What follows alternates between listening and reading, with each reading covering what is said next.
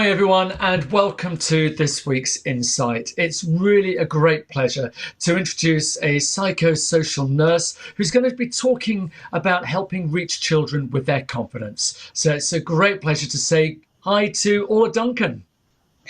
Hello, Alistair, and hello to all the REACH members. I am delighted to be here. I've worked with children with appearance differences for many, many years.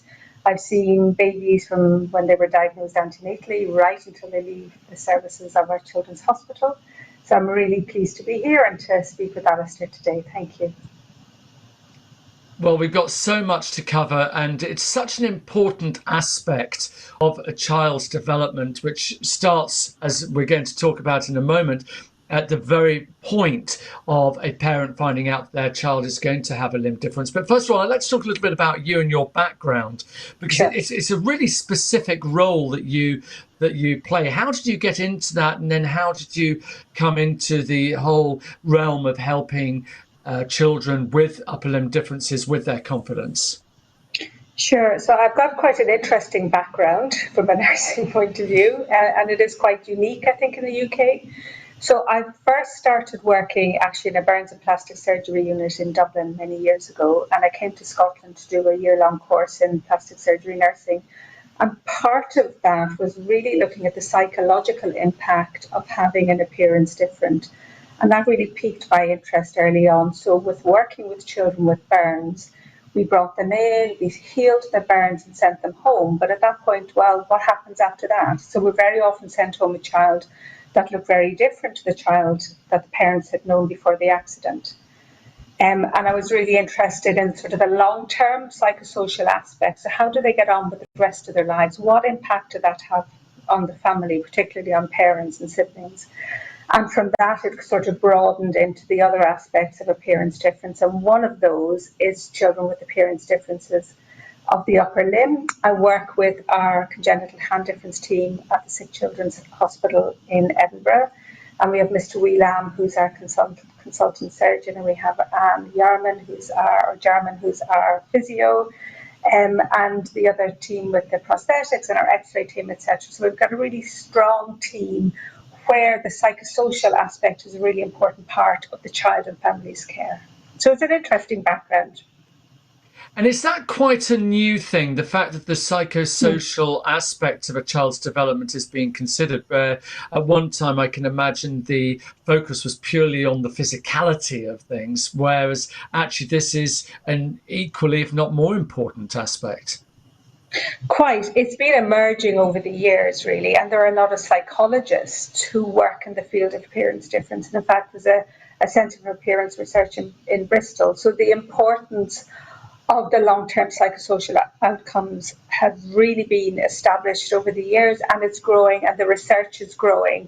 But from my point of view, being a nurse in that field is, and having the background of working in hospitals, so I understand the surgery journey, I understand the hospital journey, I think gives me a unique perspective in this field. And of course, we've seen during the whole lockdown a huge amount of focus, and quite rightly, on mental health as well. And that, I'm guessing, probably ties in very closely to what you're talking about.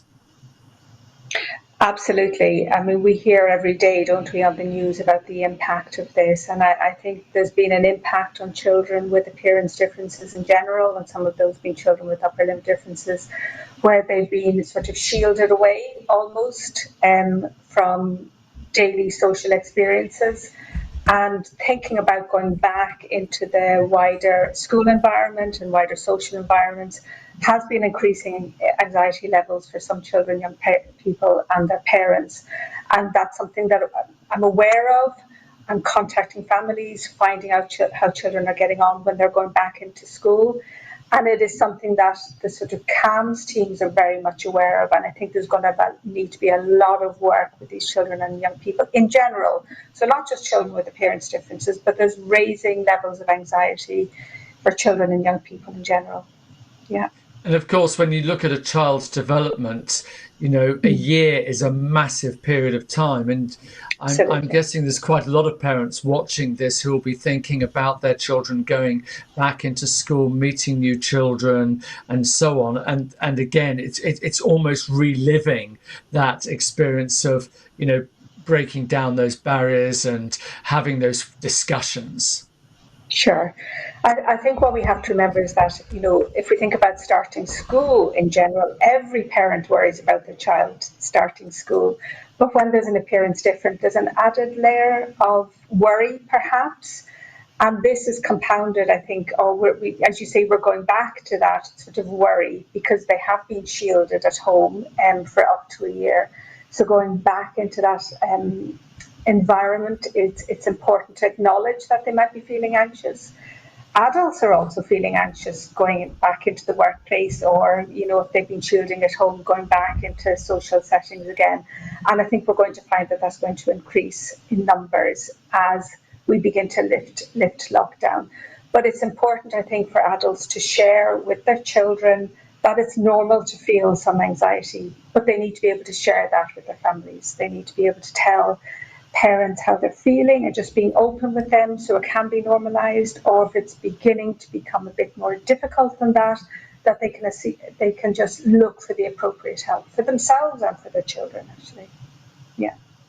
Yeah, one of the things that I know you're particularly passionate about is the timing of the discussions with parents of children Yeah. with upper limb differences.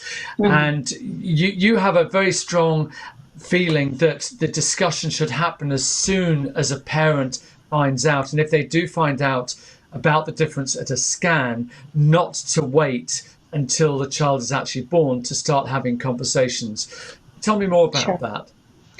Yeah, antenatal diagnosis of any difference is a really, or can be a really worrying time for parents, and it's without the benefit of having that baby to hold and to cuddle. So, who does the baby look like? What color hair have they got? The focus can be on that difference. But being able to share that with their partner, being able to talk about it early on is really important. Getting the correct diagnosis is really important. And speaking with organisations such as REACH is really important, and sharing that experience where you can do with other parents who've been there. I think as a healthcare professional, I understand a bit about what it's like to have a child with an upper limb difference because I've worked with so many families, but I can't say I know because I don't know because I haven't been there.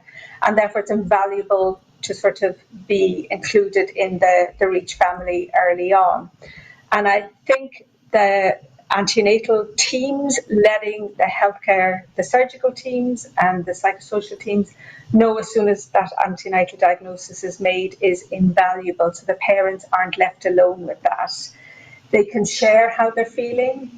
If some parents tell us of a sense of loss, that can be quite common for a short period of time, but they may feel that this is not what they were expecting. So they can worry about that, and they worry about how they feel about it, how they're going to tell other people.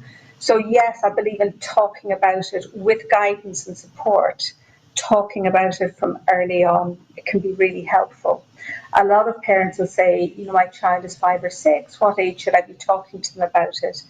And actually, my answer to that always is talk about it now. So, for example, if you're putting their coat on, we put your small arm in, your little arm in, let's put your special arm.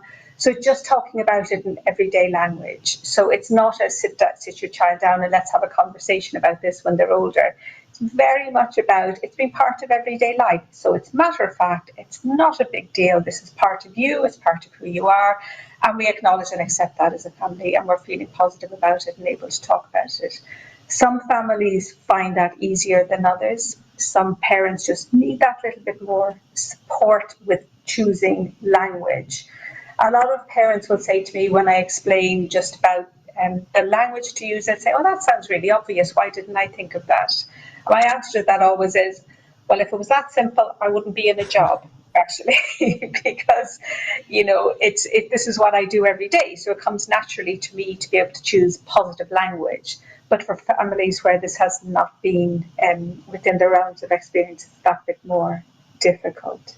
And how parents react can depend on very much on their experience. So when a diagnosis is made, a family may already know of somebody with an upper limb difference who's leading a successful life without any real difficulties, and therefore they have less worries than families who've never known anybody with an upper limb difference, and they will maybe just need more support in thinking about it, in sharing how they feel, and in talking about it.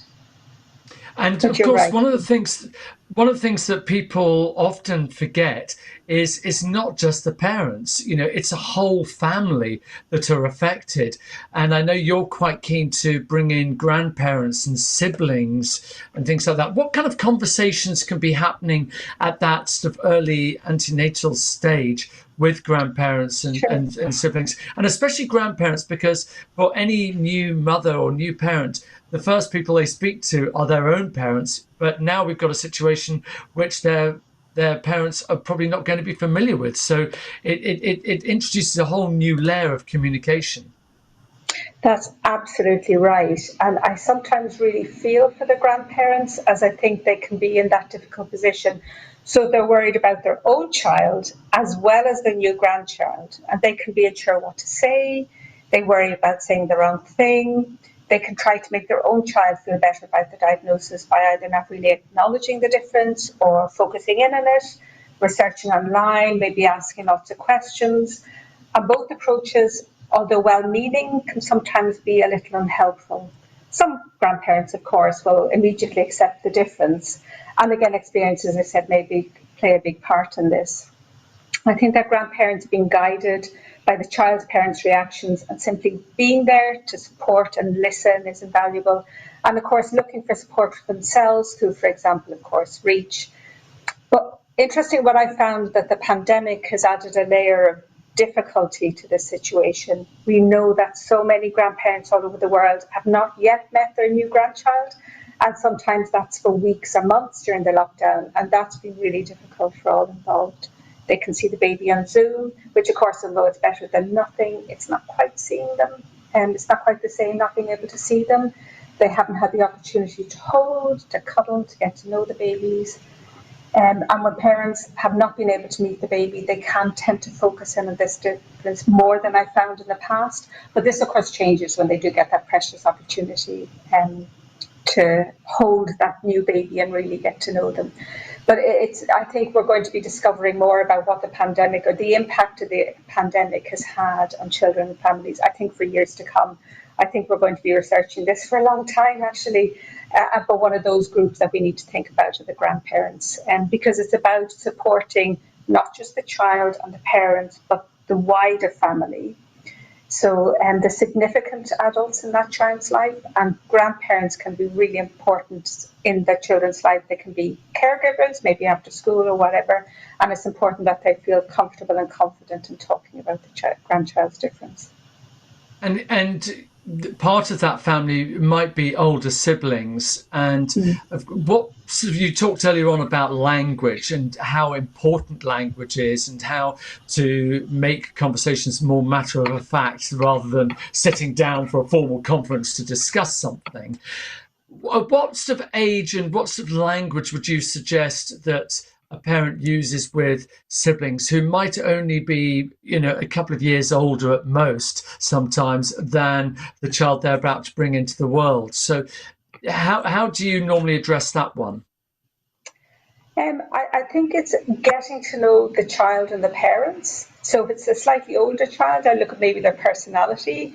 Some children are just more sort of confident in just their social skills and their conversational skills, but it's just choosing matter of fact, simple, open, honest language. So again, going back to that's my special arm, or the kind of catch-all phrase is always, that's just the way I was born, because that's in any situation, because that's true. It is just the way they were born, and it's showing I'm okay about it. This is just part of me. This is me. That's just the way I was born. And that's important for the child from a very early age, as I said, and as I said, just simple everyday tasks where the child is moving or using that limb. that they just feel that they can talk about it, that it's nothing to be worried about or hidden away or ashamed of, that parents are comfortable talking about it, and that their siblings are as well. And as you say, we shouldn't forget siblings in this. So, for example, if a child starts school, it may be that if their older sibling is at school, that they might be the ones who are asked questions. Children are curious. Children want to know more about what they've never seen before and what they don't understand. So they're going to ask about it. But those questions can come to siblings as well. So it's really about having that family approach to answering questions. But the answer this can be as simple as, oh, that's just the way she was born, or that's just his special arm, or that's just his little arm. But you know what? He's really good at Lego. What are you good at? So you're talking about it in a positive way, and that can be for the child as well. And I know a couple of children that have used that one really successfully. So you're moving it on. You're saying, this is the way I am. Hey, I'm really good at Lego or computer games. I'm moving it on to tell me about you, tell me something about you. So it can also be seen as a social opportunity, if you like, if it's a conversation starter to keep that going with children that they haven't met before. Yeah, and it's so much, isn't it, about building up that sort of conversational tone about dealing with all those situations. And Sure. I know one of the situations that you're keen about sort of addressing as well is the potential fear and concern about all the, some children will have a lot of outpatient appointments and might be undergoing various surgeries and so on. And again, there's a lot of language surrounding that environment as well. Sure. I think the outpatient appointment, it's an important time to check in with the medical team. As children get older, it may only be an annual review, for example. So it's helpful if the parents and young people take some time to stop and take some time to think about what they'd like to gain from that time. The answer, of course, may ultimately be not a lot as the youngsters get older and they're doing pretty well. But it's just important to stop and think about any questions that they might have. And when they're old enough, children are always involved in any decision making around their treatments, whether it's their arm. But having the opportunity to write down some questions beforehand can be helpful, so they can really engage in the outpatient appointment. So having them in front of them that they can read off can give them that confidence and really make them feel that they're part of their appointment. When I have children coming into our clinic, I'll often ask them, so when you go into the room, who's going to be the most important person in that room? And I get various answers, but the correct answer always, of course, is the child. It's their appointment and it's their limb. And it's just to give them that lift to make them feel that they are valuable, that their voice is valuable, and us listening to them is ultimately the most important part of that outpatient appointment for them and for their family. Parents love to see their children becoming more involved in that appointment and just being able to talk about it. It's that feeling, the knowledge is power. So them understanding what maybe there's a name for their limb difference. So them really being involved as much as possible from a really early age. And it's going to be different for everybody, every child, and developmental stages, children might change in their approach to that, and that's fine. We understand that. And talking of difference, of course, when it comes to different children reacting in different ways to, as you say, the questions, the looks, and so on, one of the things we've discovered during this whole series is the variety of ways that people have dealt with that throughout their lives. And we've heard from, parents and from young people with limb differences and so on. What kind of advice do you give, or how do you help people find their language of how they address the questions, the looks, and so on? Sure. Again, it's all about really getting to know the child, getting to know their personality, giving them a range of responses. So I sort of have a mental bag full of different responses, and some of them I've learned from children over the years. So I worked with one person, a young child. He was probably about 11 or 12, and he was quite socially confident until I think he'd had a question at school that he couldn't answer, and somebody asked him about his arm. And what he chose to say when somebody asked him or said, "Oh, your arm," he says, "Oh, you noticed, well done." which is just a little bit of a put down to say, oh, hey, well done, clever you noticed. But that suited him, but that's not going to suit every child. But it's really about the tone of the response. So it can be, as I said before, that's just the way it was born. But if you can do it with head up, shoulders back, so positive body language, positive tone of voice, in a really nice, confident way. So again, it's as much as how you say it as what you say.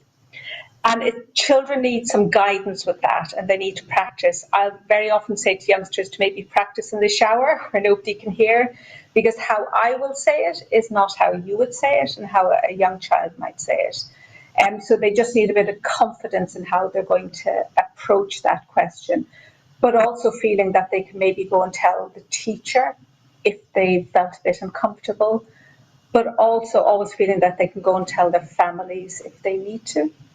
So tell them if, oh, somebody asked me this in school or said this to me in school today, and for families to really try and keep that communication door wide open so the child feels really comfortable to come home and tell them what's happened without the family or the parents getting angry. We can all understand that very protective feeling towards our children if we feel they've been hurt in any way and we want to sort of jump in and fix that for them. But it's listening to the child. So somebody asked you about your arm, or somebody said something unkind. So how did that feel? What did you say to that? If you were a bit upset, did you go and tell the teacher? So trying not to jump in and try to almost fix every situation for them.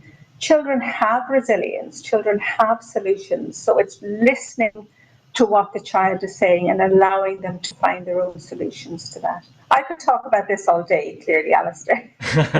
Well, no, this is really, really valuable stuff, because it's the questions that we hear over and over again from new parents. And, they're trying to anticipate absolutely every significant moment in their child's life to try and help that transition become easier.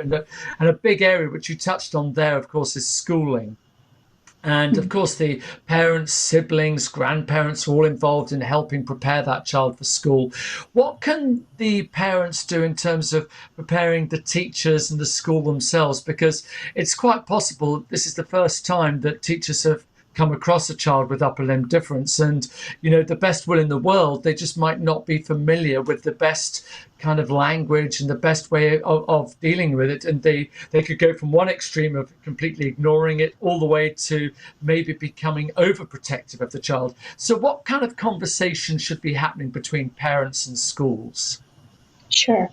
So what I advise is at the beginning of every school year, the parents and ideally the child goes to meet with the teacher and explain to them about what the child's response is going to be if another child asks them about their upper limb difference. So the teacher knows what the child's language, so what their response is going to be. And I advise that the parent does that at every year of primary school, because that information sometimes doesn't get passed on because it's not a learning difficulty. So that's kind of the important educational information that gets passed on sometimes. And we have a child that's managing very well, so it's not really any sort of big deal for the teaching staff. But I do encourage parents to just let them know every year. And there's a kind of a power and a control for the child to hear the teacher knows what the child has chosen as their response in case they're asked. And of course, the teacher might be asked as well by a child or by another parent. And it's important that they know what the family's response is. So again, that role modeling for the child, so all the significant adults around the child have the same response, but it's their language. What can be helpful as well for older children, sometimes the 5 and 6-year-olds as well. I've helped children to organise PowerPoint presentations, for example, which can explain about their upper limb difference and maybe past and possible future treatments that they may have had. So it gives them, again, children quite like that. So they're standing up in front of the class, the teacher introduces them, they're feeling quite important. And it also gives the opportunity for children in the class to ask questions in a structured and supportive environment. So the questions are all out there. So maybe the child doesn't have to deal with a lot of questions all at once. Now, that's a very individual thing. Some children love that, other children don't. Some children want the teacher just to explain to the class. Other children are quite happy to just do it for themselves, but knowing that the teacher is in the background.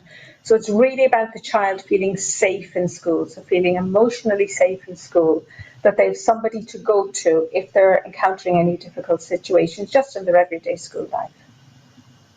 This is all real gold dust, Orla. So thank you so much for your time here, because I know that these are all questions that parents and children will be asking themselves. So it's absolutely brilliant. And looking at the various stages, you talked about primary school and then obviously onto secondary school and having those various meetings. And obviously children will, over a period of time, as you say, they will discover their own narrative, they will discover their own defense mechanisms and so on. Are there any other key stages where you think it's really important to focus? I'm thinking particularly as they get towards adolescence, perhaps, other points in their lives where having that extra level of awareness of your child and their difference is going to be particularly important. Sure. No, that's a really good question, actually. I think we tend to assume that it is around the kind of young adolescents, maybe the 12, 13, 14. In my experience, it's actually around the age of 9 or 10. Now, we can find some children at the early ages of primary school manage really well, so they're quite confident talking, but as they get to the 9 and 10-year-old, they sometimes begin to look around and see and feel a little bit different to their peers. And that's the time for, again, parents to really look and listen. So listen to what their child is telling them and seek out the support that they can need. But one thing I really want to get across here is that it's actually really rare, in my experience, for a child to be teased or bullied because of the way that they look. And that's surprising for some parents, because there's almost an expectation that because you look different, that you're going to be teased or bullied. Certainly not in my experience at all, because if children are given the skills to cope with any of these questions or comments from their peers, they actually can have really quite good levels of self-esteem, and because they're able to, and good social skills, because sometimes they've had to a little bit because they've had to answer questions. But again, I just want to stress that it's really quite rare for children to be teased or bullied. But in terms of developmental stages, I would focus in on that kind of age 9 or 10. In my experience, children being teased or bullied in high school, and I know the school system is a little different in the UK, but that would be kind of 11, 12, 13-year-old is for our beginning of high school. It's a stage where youngsters and families worry about them transitioning into high school, because maybe there's 2 or 3 or more primary schools joining together. But in my experience, if the children have managed well in primary school, the chances are they're going to bring that success into their high school career also. But going back to the 9 and 10-year-olds, it really is just being about open and listening and reassuring at that stage. A key passion for you is, of course, empowering children to make sure that they develop as confident youngsters, throughout their lives.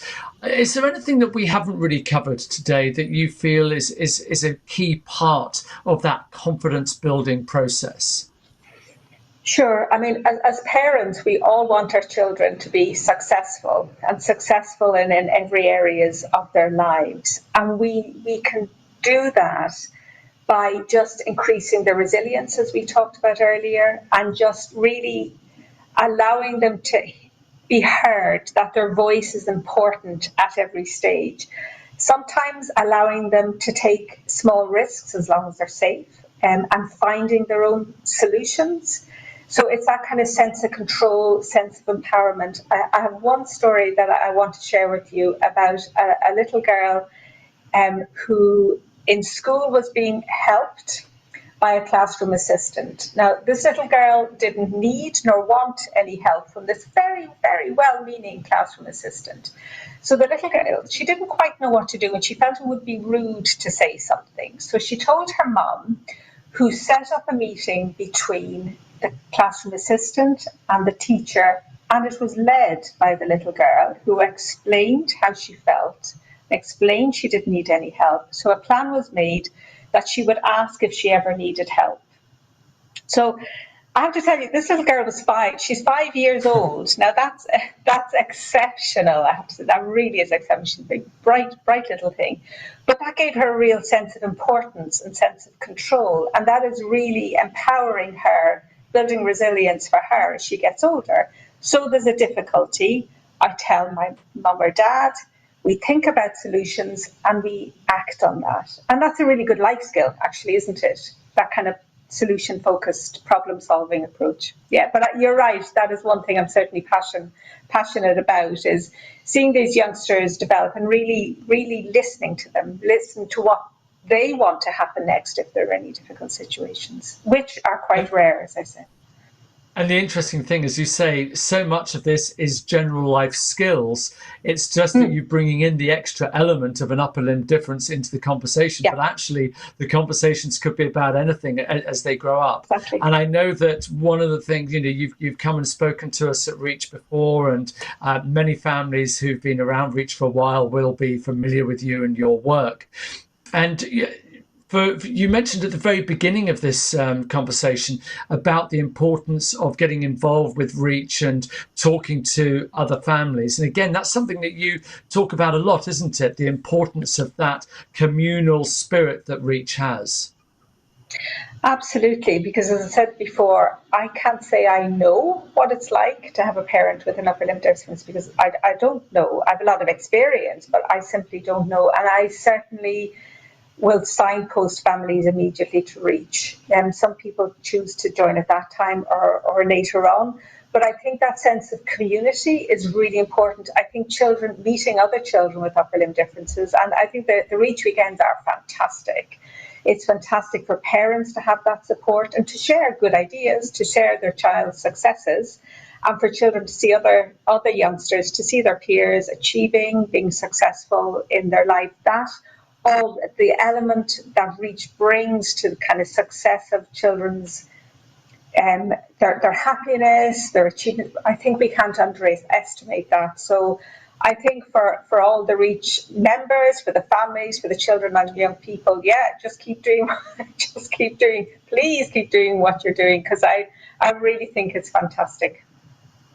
Well, Orla, thank you so much. You've been a fantastic guiding light this afternoon.